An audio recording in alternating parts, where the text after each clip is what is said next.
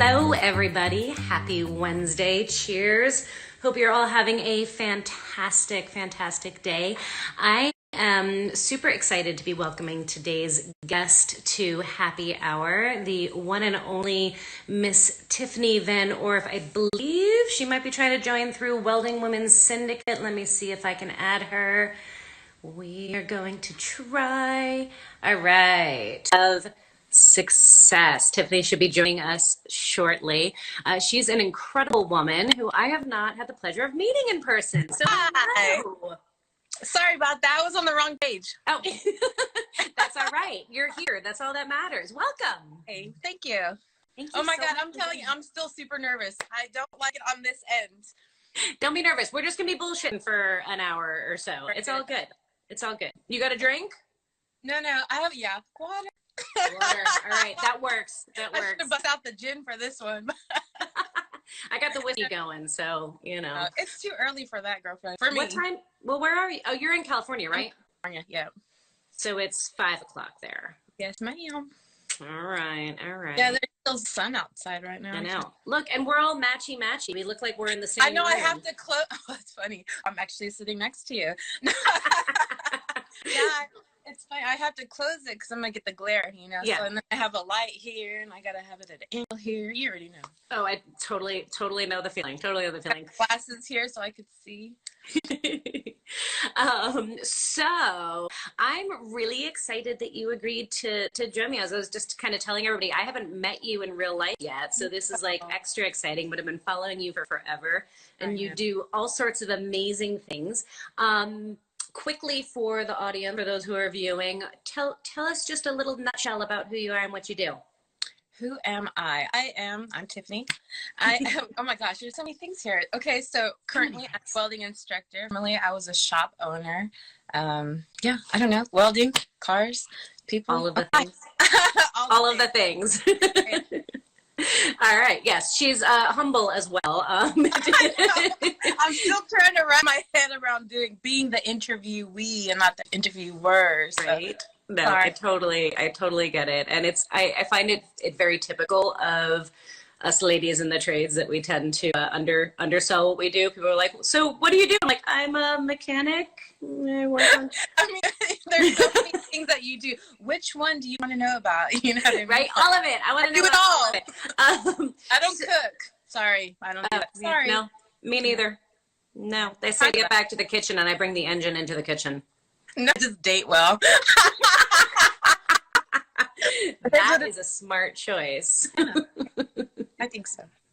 So I want to go kind of back in time because my understanding from reading up on you and following you is that you were not always a trades lady, and you kind of came to it a little bit later in life. What's the story, and how did you wind up as a shop owner and a car builder and a welder and a fabricator and all of the millions of things that you are? One day. Okay, so really, I grew up in Long Beach, California, and everyone had hot rods and lowriders, and that was kind of a way of life. So, I hung out with my hood rat friends and hood rat things, and Right. that was actually the thing you did back in the day, was the bully. So, eventually I got into a car club. I married one of the guys. I was in real estate investment back then, doing I bought and sold houses, got into insurance, was actually going to be a stockbroker at some point. Really? Yeah, I really did enjoy it, but it was funny because one of the things that I didn't have under my belt was I didn't work with metal. So fast forward a little bit, I ended up getting a divorce, and I become really good friends with a shop owner, and I think it was a year and a half into my separation from my divorce. It ended up, being official. And 3 years later, I ended up going from the, girlfriend to hand me that wrench to shop owner within 3 years. Wow. And so he just made it look so beautiful. Like he was so like agile with metal, and he made everything look so effortless. So I wanted to learn, and I was in that place where now I could, so I don't know if I necessarily had the best education from him, but when you're a shop owner, you don't necessarily get the formal education. So here, do it and know how to do it. Okay. So I mean, sometimes that's the best way. I feel like I feel like metal work particularly, tell me if I'm wrong. I mean, obviously there's a lot of like skill to technical welding, especially structural and that kind of stuff. But I feel like with metal work, it's like anybody can learn how to do it, but then it takes a lifetime to get good at it. Like I can teach you how to use the tool, but then it's really just playing with it and doing it and doing it and doing it and doing it. That's what teaches you really. That's welding. That's welding in a nutshell right there. Right. But yeah, that I guess from there I kind of I just wanted formal education. We had the opportunity to move out of California to start a new shop and build from ground floor up, and I decided to go to college. So my whole, like, I think everything just kind of evolved. You know, I wanted to originally go to school for TIG welding so I can build furniture and like build the fuel cells and do like the real intricate work for the shop. And no, it just really evolved. Once I learned how to stick weld, oh my word, it has no use in my life. I love it. I absolutely love it. And Stick welding? Stick, stick. Yeah. Why is that your favorite? It's violent. I don't know. Me, man, I have no idea. I just absolutely love it. And I think like pipe welders are like the bee's knees, dude. Like they're like the metal magicians of the welding world. Oh, totally. So, that's hard work too. Like it has nothing to do with the shop too. Maybe that's part we're not together no more. But no, like honestly, I loved that part of college, and it just kind of evolved from there. I certified in 3 processes my first semester. Nice. And the students were coming to me, and I'm a mom, so I don't know if being nurturing is just kind of in my nature. I kind of evolved because like the teacher, the more I was present, the more the instructors were not. And so I was like, I'm paying $30,000 for college. Why am I teaching? And I got really upset. And when you do that when you're older, damn well your rights. And so I was like, I made it happen, but I don't think I necessarily got the best education because I was teaching myself a lot of the time. So it kind of, after I graduated, I took on private lessons and structural jobs, and I was like, I just kind of geared myself toward education and away from the shop. So that was the big demise with the shop, actually. So you no longer have the shop? No, the shop is in Arkansas. Oh. Yeah, that would be a challenging commute. So I left to actually teach, and I originally wanted to do it in Odessa, and I just kept on trucking, came on home. All right. And I was able to get a college job here, and I love it. I absolutely love it. I love nurturing minds and holding their hands as they weld, and I wouldn't have done it any differently. I absolutely love it. That's awesome. Yeah. So what is it about teaching? Like, what's the thing about it? I mean, obviously you've got the mom thing, like you're a nurturer by nature. But what is it about teaching that you enjoy so much? It's satisfying. It's probably the most satisfying jobs I've ever had, is to watch somebody have that aha moment when they catch it and they're doing it without my instruction, or to actually get a student who's naturally talented and just by a little bit of tutelage from me, they're able to do it. And then they're like, you taught me everything. I'm like, oh my God, I've only known you for 3 months, but thank you. I'm like, the lasting friendships I've built over the past year. Oh my gosh. Some of them are like my best advocates. They tag me all over the place on social media. They call me, That's awesome. So, yeah. And I get to learn too, like, just because I'm the teacher doesn't necessarily mean I know everything, like you always learn from people's personalities or from some job that they've had or whatever. So it's fun. I love it. That's awesome. How about challenges? Like what's the biggest challenge of being a teacher? The different personalities.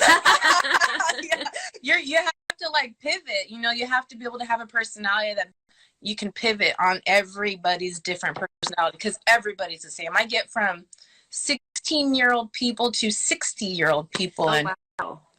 Well, it's community college, so it's not like I have a set age. In any type of college, there's always going to be a few like odd ages. So I've had autistic students. I've had kids that are still in high school. Wow. I've had father-son duos. That part is just kind of navigating each personality and making sure the curriculum works works well for them. And sometimes you actually have to tell them, yeah, I'm not sure it's going to work for you, buddy. You know what I mean? Isn't that the hardest conversation to have with No. people? No, you don't think so? I hate honestly, it. no, because I think most people, look at my hair sticking out here, you guys. I'm sorry. Most people, no, you know, because they're not necessarily able to, I wouldn't say keep up, because not everybody can keep up, but they just don't get it. And there's only so much time, and then we certify. So, I mean, I've told one guy, like, he's just basically standing around watching his son, and I was like, oh, you might want to stay to being a mechanic. And he was like, yeah, I think so. You get to know them so well. It's not necessarily hard to tell them, maybe this is not for you. It's not for everybody, you know. That's awesome. That's unrealistic for, you know, me as an instructor to think that's going to be for everybody. It's not. Yeah, no, definitely. I think that's hard for me. I take it as a challenge when somebody's not getting it. Like I want to spend more time with them. I want to help them get it. And even when I had my shop, when I had employees, like I had the hardest time telling people, like, sorry, like this is not your field. No, you can't take it personally. It's not yours to take on. Right. You have to definitely be able to see what they can do, and if they're not able to do it, you just have to be frank with them. Like, look, you know what, this may not be for you, or maybe you want to take on a few more courses just to see if they're, you can tell sometimes the personality, they just can't get it, and they just can't get it. They're a slow learner, or they're bored, you know. You just have to learn how to navigate and what they're doing. Are they paying attention? Are they coachable? You're not going to be able to help everybody. I know. My girlfriend just told me that the other day. I want to help them all, trust me, but no, you can't, you know, and you have to be able to sleep at night too. So yeah, no, absolutely. So I saw somebody ask in the comments, I think it was Sophie, I missed who was it, but asked if you have had any or many female students. Okay, so in the past year I've had one. And so here's the cool part though. Now, from actually, because I advertise, and I say advertise, but you know, I just post on social media that I have classes and I have like my students. But now from that, I have another girl who signed up. Yay! So she's going to be starting not this weekend, but next weekend. So the algorithm is actually changing. So I've had 2 students. Yay! So it's not huge, but it's a big deal, you know, like it is women in the industry, period. So from your perspective, I'm interested because welding and automotive mechanical side, like there's some overlap and similarity as far as the industries and who they attract and the challenges that they face and whatnot. But from your perspective, what do you think it is that keeps us so gendered still in our industries? Like, why is it still predominantly men who are enrolling in these classes, and why are we not attracting more women? I just think big companies are predominantly owned by men. So if there's people in positions like us as teachers or business owners, and you start to have interviews like this, you change the algorithm. And you show ladies that, yes, you can do it. You know what I mean?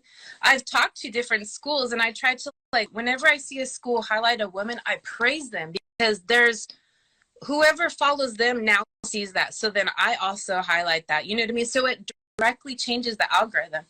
I've had colleges come to me and say, would you do interviews for the ladies? Because they just want to see that there's a person in charge, you know, a person who's teaching, a person who has a degree, a person who's owned the business.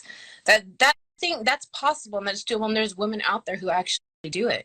It's not a matter of us not being able to do it. Good Lord, we have babies. You know what I mean? Like, it's not that hard. It's just a matter of, I know, we are physically able to do it.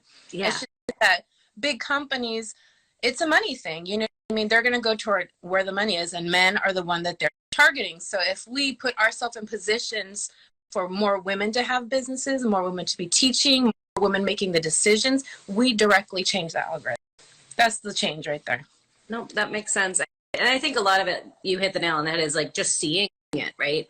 If girls see people like you and I and all the other amazing women that are out there, like just out there doing it, like just seeing that is an important part of changing the perspective. Do you find in your experience with the ladies that you have had in class or attracting women to the classes, do you think the challenge just more getting girls interested in welding, or is it more getting their family and friends and whatnot on board with them being in Yeah, I welding? think it definitely starts from an inception thing, and not all of them, because a lot of them, many of the women that I come across, probably because of what I'm kind of narrow-minded that way. I like veer towards certain people, but it's the family has to support it too, because it's not a traditional type work, and I'm still the black sheep in my family. You know, Are everybody. you? Oh yeah, God, I should have been like a lawyer, a doctor. Did they, were they not What do you do supportive? for a living? Oh, well, I weld. Oh God, that's nice. What else do you do? I can totally relate to that. It was definitely like in my family. It wasn't if you're going to go to college. It was which college are you going to go to? Right. What are you going to study? Right? Like it was Right. assumed, and it took my parents a long time to come around. They hate that I say this, but it's true. It took them a while. It hurts. It took them a little while to come around to it and be cool with it, because they saw that I was a happy and b making a successful life for myself. And even long before any of the TV or anything, like just working as a technician on the line, like I was supporting myself really well as a early 20-year-old, right? Like, so they finally came around. But how did your parents respond, like right off the bat when you were kind of headed down this road? Well, just a couple of months ago, I was saying something to my mom about teaching a new semester, and she was like, "Oh, you're still doing that? I mean, 10 years in, Mom, yeah, I'm pretty much well invested here, dude." Like, I just laugh because, they want me to be making the millions of dollars and buying and selling the homes because, like, I'm going to be gentle when I say these things, but, like, that's just what they're accustomed to. And I wasn't happy, so money doesn't necessarily equate to happiness. And me being in the shop or working with metal or advocating for women in welding, that makes me happy. So I feel like you're very much not alone in that experience, and there's probably a lot of women and girls who face, non-supportive family, non-supportive parents, non-supportive friends. yeah. I know I experienced it, not just my parents, but so many of my peers and teachers and whatnot. How did you deal with that, and what is your advice to others who are dealing with a not so supportive family or friends or whatever it is? You make your own. That was kind of the reason why I created the Welding Women Syndicate, is because it's very lonely. Like, even just being in the shop, there weren't many women builders, they rather do the modeling or have the boyfriend who did it. And I couldn't relate because I had more fun building than I did, sitting on it. Like, come on now. So I just kind of created that. I created something to support other women who had similar wants and needs in life, and people we could relate to, who are not going to be like, well, that sounds dumb, or worrying about your hair or your nails, like, Right. And not that any of that is bad, right? It's just for different people, right? You just can't relate. I don't want to sit there. I've had this conversation with, I try to be like, have normal girlfriends, but once you start talking about like welding or wrenching or pulling a motor, they're like, I glaze over, and you're like, what the hell? Like, did I say something wrong? Right. And no, I agree. It's not relatable. So yeah, no, I've said it before, and I'll say it a million times. Like, I feel like I have my guy friends who are into cars and metalworking and all that, and then I have my girlfriends who are not into cars, and then I have my like female friends who are into cars and into welding and into doing stuff, and it's like a whole class of its own, because it really is that, like, oh my God, we've been and only so much of our lives, right? Like, we always felt like this outsider, and when you meet other women like who best do friends what we forever. do, right? It's like, oh my God, I've known you for forever, even though we just met. Because the travels that they've endured. It's kind of like a lonely path, because there really isn't too many women. Social media thankfully has bridged that gap, but I mean, even within just my 10 years of being with the shop and welding and teaching and school, only 1, 2, 3 women that I've worked with, you know what I mean? So I'm like, that's so tiny. It's so tiny. Absolutely. Tell us a little bit about when women, Women's Welding Syndicate. For some reason, got super tongue there. But yes, tell us about it. You've mentioned it. What is it? What's the concept? What are you doing with it? Okay, so originally I had like an all ladies page, and I just kind of wanted to veer from my private page and highlight all the ladies in the trade. Well, I don't do like carpentry, and I don't do it, but I don't identify that way. You know, right? It's cool. Meh. It's not my thing. I'm a welder, dude. You know, like right. any process. I'm certified in them all. I teach in it. Like I'm a welder. So I decided to change up a page and make it an all welders page. Well, I had seen some weird meme, and it said something about how come we don't celebrate women? How come we don't have like some type of like girl gang, and why don't we like support each other? And it was just some weird random meme, and I had sent it to Eliza. I go, what the hell, dude? Like, why don't we have that? And she was like, I don't know. And I go, let's do this. So a couple months ago, like I went full force on it. And then it went from a meme to a website to a logo to I bought the domain to a clothing line. And now we're basically talking to women all over the world who weld. And so we're just a group who support each other who all weld. And I needed it, you know, like I really did, because truly I'm so busy. I sometimes just don't have time to talk to hardly anybody unless it has something to do with welding or cars. And then I'm like, all right, you got my interest. You know what I mean? I pick and choose smartly. So now it's just a resource for women who maybe they're interested or they've had some type of like issue. We were guiding one girl through the fact that she wasn't getting paid. So we're going through like the Better Business Bureau. I love being able to help people like that. You know what I mean? Because I've endured so much crap, but I'm a champ, dude. Like I'll get through it. You know, like you're just not going to keep me down. It's not going to happen. But not everybody is like that. So no, I agree, and I feel like similar to you. I think like all the trials and tribulations that I went through, all of the challenges, all of the non-supportive people, the bosses, the crappy situations. I feel like if anything, I want something good to come out of that, right? Yeah. And if that's making the path a little bit easier for somebody else, then it makes it all worthwhile. Otherwise, it was just a struggle for being for no vain, right? For no reason. It didn't serve a purpose. But if we can turn it around and make it something positive, I love what you're doing with Welding Women's Syndicate. I think it's thank you. It's super important, and I love how much passion there is amongst women in the industry. Like so many of us are so committed to giving back and making a difference and increasing our numbers, and like I just think it's a really cool thing to see. It's a rough path, you know. I think it's weird for anybody to say like, oh yeah, I've had it super easy. You've had it super easy until there's actually a situation. You're just blessed to have not been in the path of any type of destruction. Trust me, I probably took it all from everybody. I've been through it.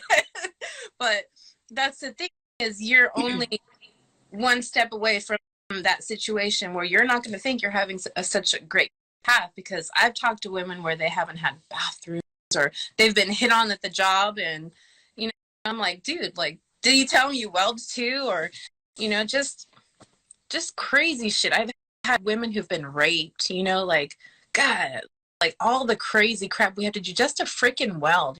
You know, if we were men, we wouldn't have to endure that crap. And I don't get it. But the more you change the algorithm, I know it sounds scary, but like, do it, you know, like if you want to do it.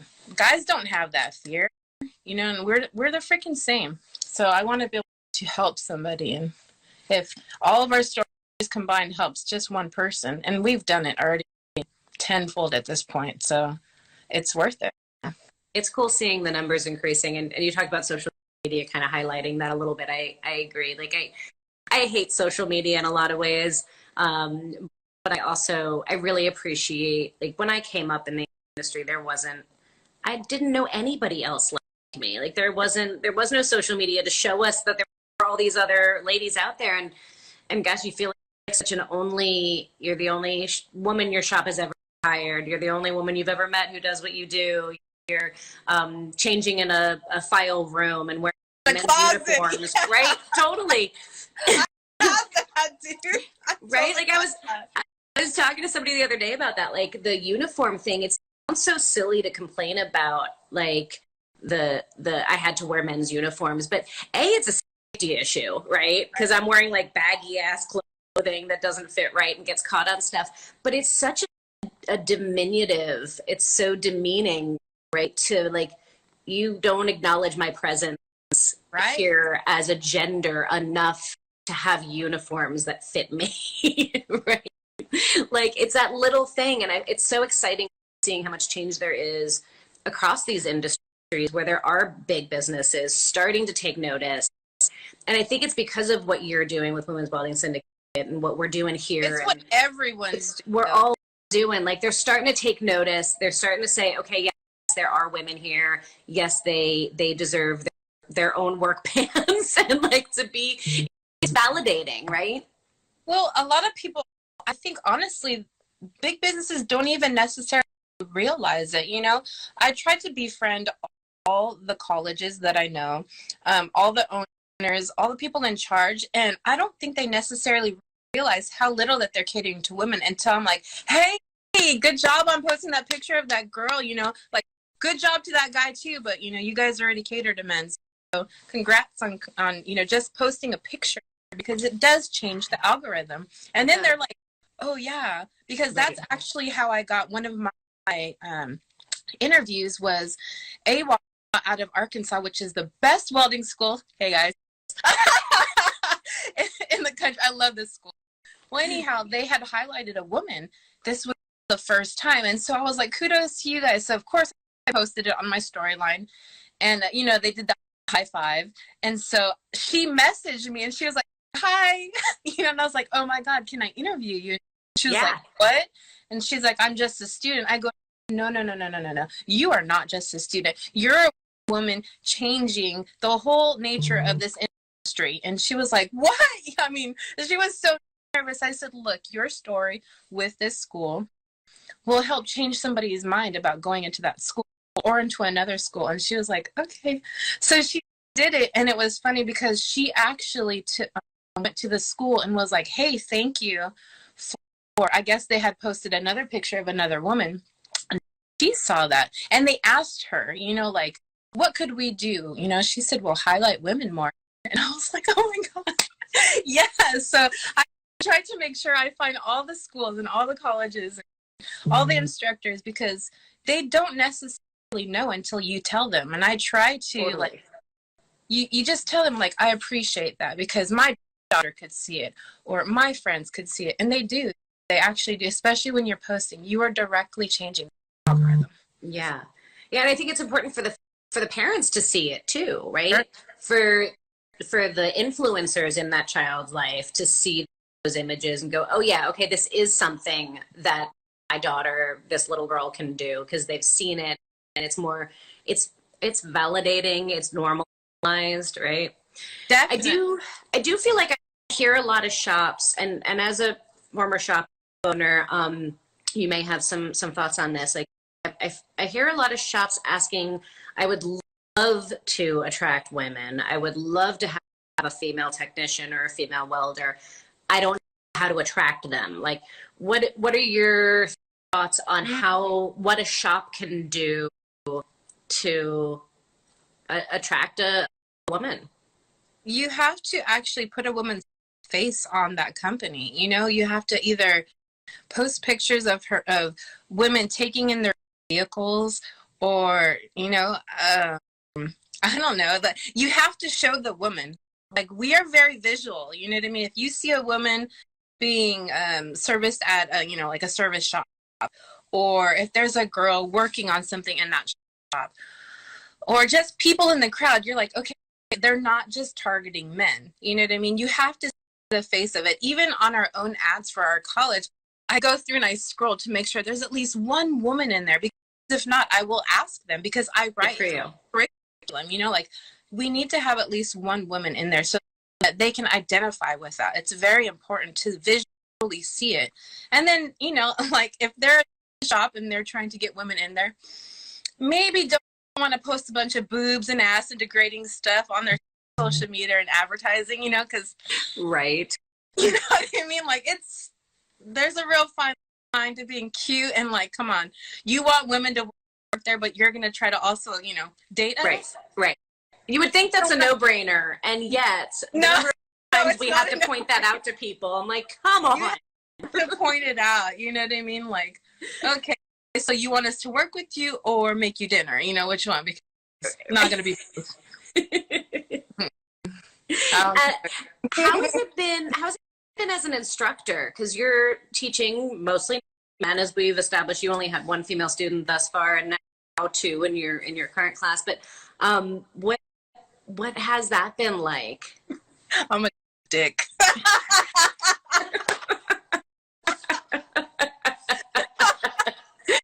All right. So no. Okay, so I'll explain that one. So I was super nervous. Like my first classes, I had my colleague in there, and he was like, "You okay?" And I was like, "Oh yeah, I'm fine." But the way I would do it, I was come in with perfectly coiffed hair, my makeup, and I'd be sitting, and we have a huge table in the middle of the shop. I'd be sitting there and welcoming everybody, and come on in. Oh, hey, yeah, hi. And then finally, once everybody was there, I would stand up, go to the podium. I am your teacher. I am a woman. No, I'm not going to be nice to you. You're going to have to learn that. And they're like, what the hell? But like, I don't know. That part never bothered me. I guess being in the shop and being around car club stuff, like all my friends are dudes, like you're not going to intimidate me. You know what I mean? It's just not going to happen. So, and you have to demand your respect, like if they don't take you seriously, they're not going to take their class seriously. They're not going to get the most out of it. So I do it in a way that I earn their respect. And I've never had a situation with a student, like not where I was like, Lord help me, I got to go back to class. No. If we ever have a situation, no, I mean, I've not yet, Right. Right. I'm sure that it's going to happen eventually, but that's your job as an instructor, is be able to pivot to everybody's different personality. We don't have to necessarily like each other, but you're going to definitely respect my shop. And if not, I'll ask you to leave. Yeah.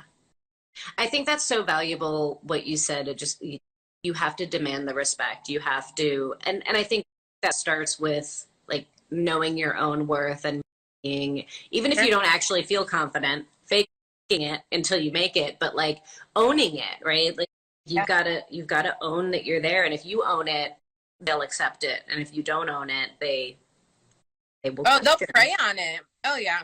You know what? And it sounds crappy for me to say, but I'm an excellent welder and I'm confident in my skills. So that part, I mean, it's not, you're not gonna bother me. I've had like students come in who welded longer than me. And I remember one situation, he was actually standing there while I was teaching one of my younger students. He's 16. He was a left-handed student. And we're kind of like dancing around in the booth, and he is left-handed, but right leg dominant. So my daughter's left-handed. I'm ambidextrous. So I've been ambidextrous for 25 years, basically. Lucky. And so I'm inept with my left arm. It's a blessing. You have to be able to adapt that way. But he was like, he had the weird stance. So like, I didn't realize it. And so we're like bobbing around. And then I started welding. And the student who just, he's 10 years, he's a Marine, he knows everything. He looked at me and he was like, wow, you are good. And I said, well, that's probably why I'm teaching you. I'm just saying, like I have that personality. I'm not going to get offended. You know what I mean? I'm just doing my job, and I didn't get it. Like, I have a degree in welding. I have certificates all up and down. I've been doing it for quite a long time. I'm very, very confident in my skills. So he just was like, wow, she does it left-handed too. Well, I bow down to you on that one because I cannot do it. I can't even brush my teeth left-handed. Like, I am my left. Oh my God, I am inept with my left arm. I can't do anything. I have one really big muscle on my right arm and like a nothing on my left arm. It's ridiculous. Just train yourself. It's not hard. I tried brushing my teeth, and I don't know where to go. I'm so uncoordinated. Oh, that's funny. It actually is easier for me to do it left-handed sometimes because I feel like my right, like I have carpal tunnel in the right hand and I have like a messed up rotator cuff. So, you know, my hand shakes a lot. And when you have to do it left-handed, you have to focus so much. So it's like smooth and calm. And I really love doing it. I don't get the opportunity to do it often. So at home, I'll practice a lot just to keep it fresh. And then even if I don't have a left-handed to it, I'll show my whole class. Like, all right, you guys, we're all going left. And they're like, what? Like, that's smart though, because sometimes you can't get into a position or an angle when you're working on something where you can get at it with your right hand. So that's actually really super smart. A lot of my buddies are pipe welders, and they're like, don't forget to teach them left-handed. I'm like, okay, I got you. There's just so much you can pack into the curriculum. I try to make sure I challenge them. This is a tangent question, but because I do that, I go down random rabbit holes and tangents, but did you feel like there was a difference in acceptance as a woman on the welding side versus the mechanical, and when you were in owning a shop and doing that kind of stuff and in the car club scene? Like, is there a difference that you've experienced? I was one of the guys when I was at the shop, like literally, like I think the acceptance was actually the same. And here I've had probably the more cool situation. When I was at the shop, I was literally one of the guys. So like we just shot the shit. Like I was one of the dudes. Like that's just how it was. You know what I mean? And thankfully, when I got this job at the college and I work for Miracosta in Oceanside, the director is a woman. So I was like so impressed that she was in charge of all these trades, you know what I mean? And I think she was also impressed because it's a woman instructor, or trying to be a woman instructor. I had only taught privately from then. So I think she was just like, wow, we were both like very impressive. We're both in that position, you know? So yeah. I've been blessed in that way. So the acceptance was actually the same. Yeah, I really haven't had issues like that. I think I've had more pushback from like women, like, oh, what are you doing at the shop? I am building something, or I'm welding. You know what I mean? Like, your dude's here because he's hanging out with the owner, and I don't even know what the heck they're doing. You know, I'm busy working. So that was probably the least accepting part. So tell us about the shop. What did you guys do? What kind of work did you do there? The shop, we did nothing there. So really, we mainly focused on building little mini trucks and hot rods, small repair. We did kind of everything, because at one point we had like mining equipment in there. That's when I first got my first time welding, fabrication, dude, whatever weld, you know. Right. That was like the first time I got flashed when I was working on a piece of equipment from one of the mines here. No, my mentor was a jerk. But yeah, I think I was like spinning an axle for like 3 hours. We're repairing this huge piece, and I was like looking away but not wearing anything protecting for hours and hours and hours. And oh my God, it looked like a fish. Like my eyes were swollen, and I even have like a scar. You can kind of see there's a line, and that was almost 10 years ago, dude. Yeah, wow, that's massive, welders. My eyes were like so swollen. Oh, it was awful. It was awful. Yeah. Wear your PPE, y'all. Everybody out there listening. I think I was even wearing sandals at that point. Like, it was our own shop, and he was like, "She's gonna learn." And oh yeah, I did. Right? We got to learn the hard way. Totally. I used to wear sneakers periodically until I got a couple of hot embers in my sneaker, and nope. We got to learn our own stupid mistakes, unfortunately. I didn't like to leave my house without like steel toes on, because I'm always gonna get into something or go to somebody's shop or get into some kind of dirtiness, and I will just cut. I'm always prepared. That's another thing. Side note: steel-toed shoes. Like, thank you to all the companies that are making steel-toed boots for women now, because when I was starting out as an auto mechanic, I had to wear boys' shoes, like the largest size of boys' shoes. Like, they didn't make any. Right? You're tiny. I'm 5'9". Okay. Oh, you're tall. I'm like an Amazon. Yeah, dude. I'm I know my friends are like, I wear small and glove. I'm like, what? Are you a baby? Like, no, dude. I'm a freaking Amazon. Oh, everything I have is like smaller, extra small. I got little teeny tiny hands, little tiny head. Yeah, like I wear 7 3/8 in a welding cap, and I think my boots are 8.5 in men. nice. Awesome. I love it. All right, I gotta ask about this because I've gotta it came up. I saw when I was researching you, aka stalking you. Um, some Gene Winfield stuff. You worked with Gene.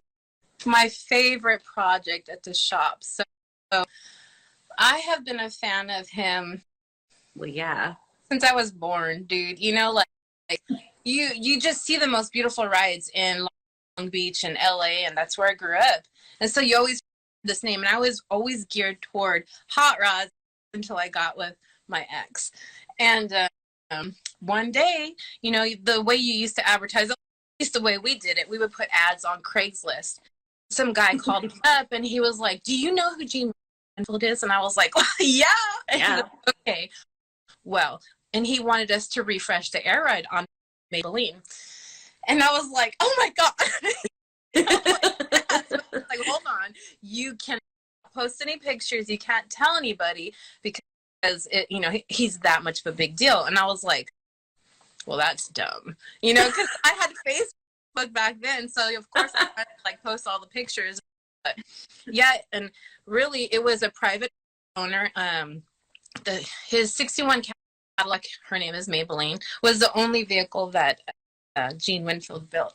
And so I literally got to plumb in the air ride, and I was sitting in the trunk, and I was thinking, oh my God, this is like the coolest moment ever.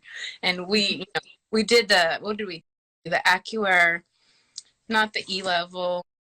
It was just the controller for the air ride, but we refreshed the whole system. And I remember just sitting in there because it's a huge trunk, and I was like, you know, I wanted to touch it all. And okay, so hopefully they don't see this, but there were some screws that may or may not have made it back on that ride, and they were stainless, and those are going on my mini truck right now. Yeah, that was one of my fangirl moments. You know, like, you live in California, you see people that are famous all the time, but me, when it comes to like automotive, I went to his car show, and I remember I was like, do you know who you are?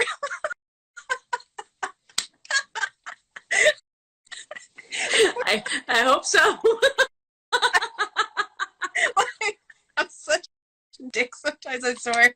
But it's those things, like cars, you know, that's my happy place. But that was like my favorite ride, was being able to work on. He didn't own it at the time, but still, it's one of the most iconic vehicles, you know, because that's the only ride that he built himself. So very cool moment at the shop. I love it. That's awesome. So, goodness, I have so many questions. There's so many things I want to talk about with you. What are your plans for the future? Like, where are you headed? What are your goals? Well, I've been in California for a year now. I want to leave yesterday. Okay. The political climate here is awful. Okay. And a lot of the colleges are limited or closed down, so it makes it difficult as an instructor. So yeah. How has that been? Sorry to tangent, but how has it been teaching during COVID for you? I was only shut down for 3 weeks, primarily because my shop for welding is not on the main campus. So that was basically my saving grace. And I had the opportunity to still continue through, but we had, you know, limited students. The teacher-student ratio was low. We had social distancing, contact, you know, the contact tracing. We have to sanitize everything. When I come in about an hour early, and I sanitize the tables, the metal, the tools, the machines, so that they do not really have to touch anything. They just basically come in, listen to an instruction, and weld. So that part is kind of weird. And then wanting to go and tour to other colleges, they're just shut down. They're not, I've done a couple of them, but there's not enough students there for me to talk to them, or like the exposure is very limited. So that part has been interesting. Right now I'm trying to actually just get a shop of my own started here, so I can, because I had my little mini truck was brought over from Arkansas a couple months ago. Nice. So I want to start working on her in my own shop again. And that was one of my questions, was like, do you miss working on cars? Yeah. Do you miss owning a shop? Yes, I do. Like, so much. Like, I just want to be like fingernail deep in grease. You know what I mean? Like, I absolutely love it. I had pulled the motor and tranny on my B series right before I moved out here. And so she wasn't here for a while. And things, I've been busy, but now, you get to a point where you're like, what am I doing? I'm just going to start ripping apart my daily. But it's different. That's just basic maintenance, So I'm like, I want to customize and modify my truck. And I've had my little Mazda B series. I've had a different one every year for the past, like, I don't know, 8 years. Like I buy and sell. Now this one, I just want to finish it one day. Like that feeling. Put it into the shop and not work on somebody else's, just mine maybe, and then like have like personal, because I teach personally at my house as well, because it seems like any programs in my community, they're just shut down. So that part navigating teaching and working with the public is weird, especially in my county. Yeah. Yeah. The California part and hands-on, everybody is just very scared, and I understand that. I mean, my brother just got out of the hospital himself, so I get it. I'm sorry. But this doesn't make my job easier, so I'm like, okay, if I can get my own shop and I can control it, we'll see. But overhead, I'm not looking forward to that part. Right. Very difficult. So that was part of the allure of moving out of state with our own shop previous. So I'm like, ugh, what am I thinking? And California is a rough, I mean, anywhere where the real estate is super high is going to be just extra hard as far as overhead goes. Yeah. And then you have emissions laws here too. So like, I have to figure out wording on what I'm going to name the shop, what I'm actually doing. Maybe I just be a garage, you know what I mean? And not open. What kind of shop do you want to be? I just want my own little shop to like weld in. Like, honestly, that's what I want it to be, So not even necessarily like for the public, just like a place for you to do your thing. Mm-hmm. Yeah. And host like teaching classes to my lake, you know what I mean? And, do art classes. I don't necessarily want to have it open so that there could be walk-in clientele. I never liked that. We didn't do that before. Okay. It had to be by appointment. We were in a very exclusive space with another property, another business. So you didn't just walk into the shop before, and I don't like that. Yeah. Especially being a single female.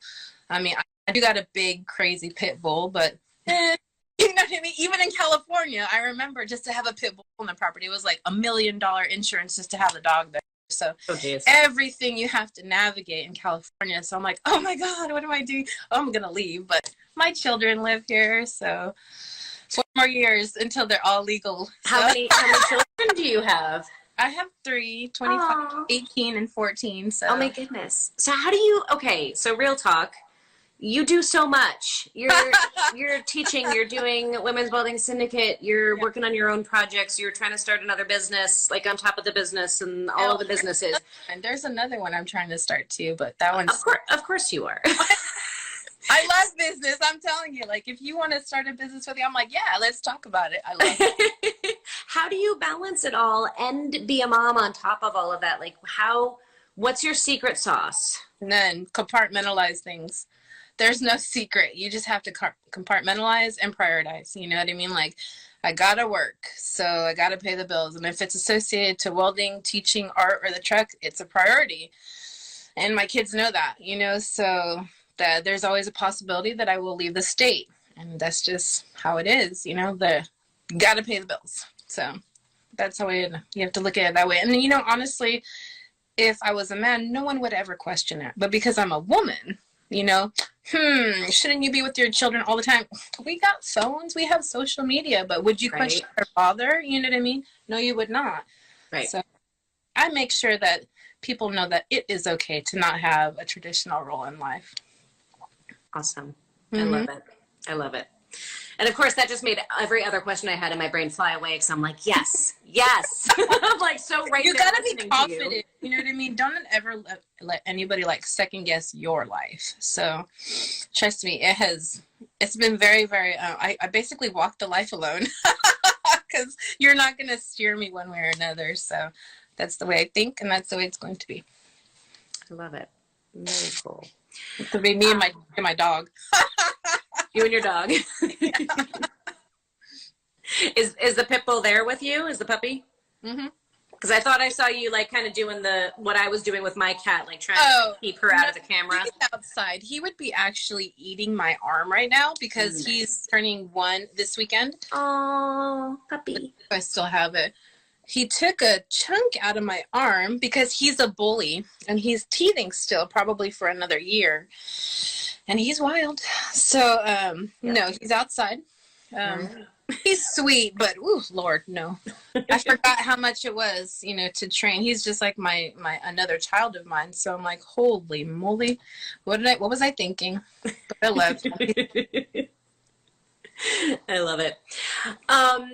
So question about the shop. You want to open another shop. Do you still want to teach? Yes. While you're doing it. So you want to do both? Yes. Okay. Hopefully I can transition myself into doing my own.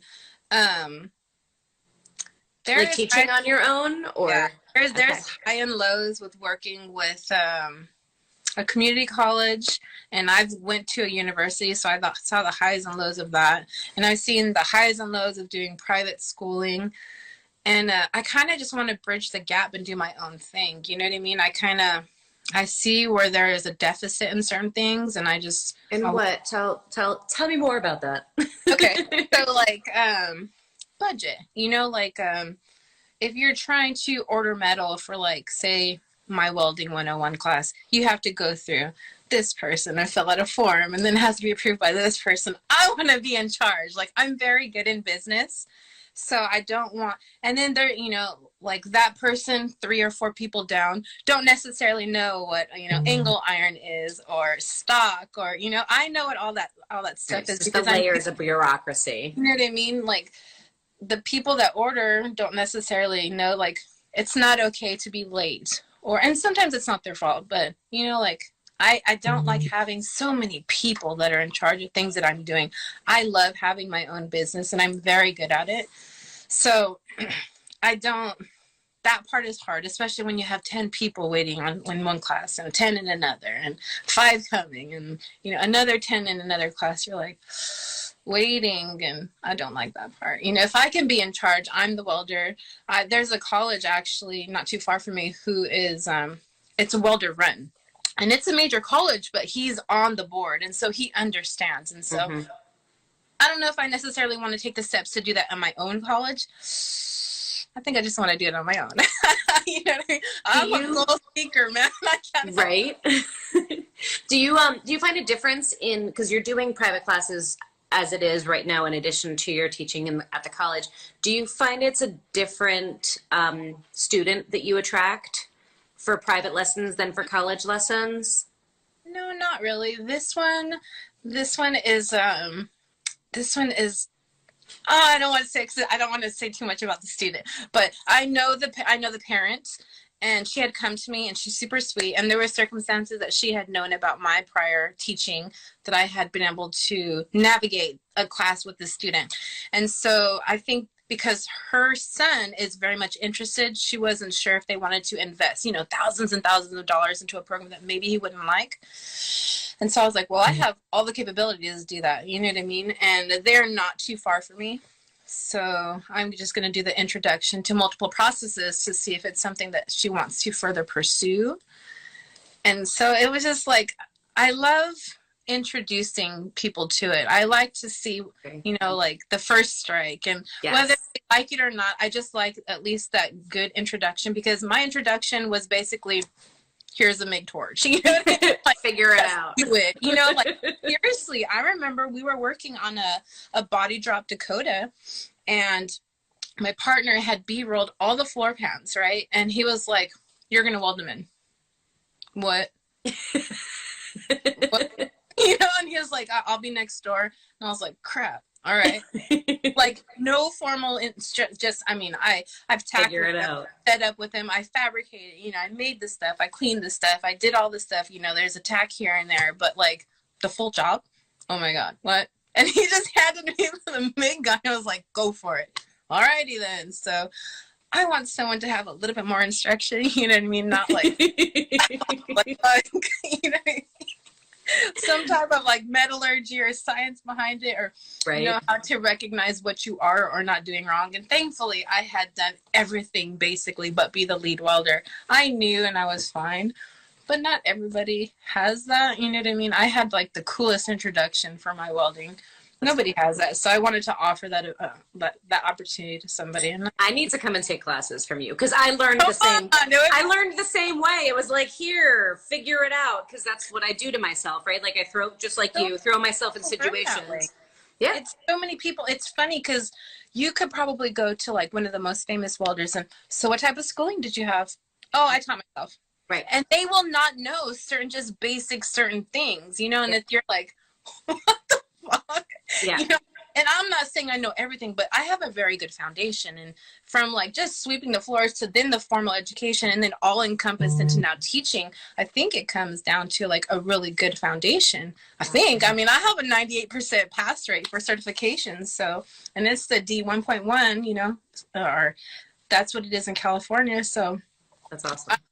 I'm just going by the pass rate here, and everybody's smiling at the end of the day. So we don't have a lot of time before Instagram's going to kick us off. So final question. You clearly have been somebody who has taken challenges head on. It doesn't matter like what anybody around you has thought or believed you were capable of. Clearly there's something in you that gives you that ability to say, no, this is what I want. This is what I'm going to do. And I'm going to go after it. What are your words of wisdom, your words of advice to either the younger you or somebody like you out there who's like, God, that's what I want to be. I don't know. Oh, believe in yourself. Believe in yourself, and if not, find somebody like me to help you find it in you. Because there's somebody out there that's going to resonate with your story, or you're longing to do something, and find that person, whether it's social media, family, friend, class. You know, if you're not happy somewhere, change it. And that's how I was in life. I wasn't happy, and I believed in myself. I just didn't know what the heck I was going to do, because I've done it all. Believe in yourself, love yourself, and then find your group, you know, find your girl gang. You like that one? I do. Make it happen. You know what I mean? Like, make it happen, and just be confident in the fact that you may not do everything perfectly. You'll get it. Yeah, I love it. Perfect words to end on. You, my dear, are a rock star. I applaud what you're doing. I applaud you. Keep up the fantastic work. I'm so glad that we got a chance to meet. Hopefully one day we'll get a chance to meet in real life. I know, I'm closer now. I know, right? So we definitely have to make that happen in the near future, but keep doing what you're doing, and I have all the respect in the world for you. Aww, so thanks for joining me. Thanks for having me on, man. Absolutely. And you got to send me your address so I can send you a lovely happy hour girl gang glass as a thank you for being on this with me. And everybody out there who's watching, thank you so much for joining us. I hope you enjoyed meeting this incredible woman. Tune in next week for another fantastic happy hour with another woman, and you'll have to wait and find out who that is. But for now, have a fantastic evening, fantastic rest of your week. Cheers, y'all. Bye, guys. Have a good one.